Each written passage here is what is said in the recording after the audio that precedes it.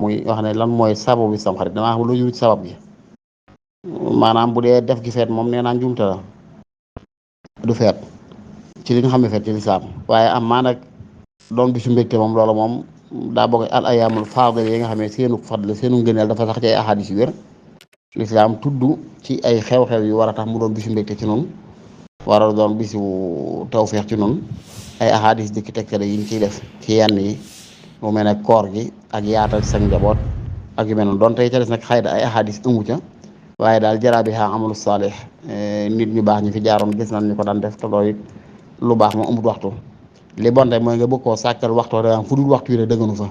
loolu da ngay soxlaa am dalil al muxassisu yaxtaaju ila dalil mooy at taxsiis yaxtaaju ila dalil ku bëgg a jagleel nangam sàngam ne lii kat bis sàngam képp lañ koy def da ngeen di dalil waaye ku bëgg ne lii sàngam kenn du ko def bis sàngam it da ngeen di dalil lu baax moom amut temps amut jamono xëy na nag yi ma àndal ci xumbee nag yooyu moom mi ngi noonu daal wax dëgg xawma fu mu sababoo xawma lu ko njëkk a sos xam naa daal minal ayaamil faadila moom fadailul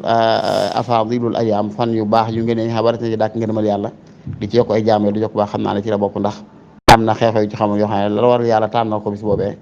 dana tekki rek ngeen loo xam ne am na ko ci bis bi am nañ ko wallahu taala ahlam bis sawaab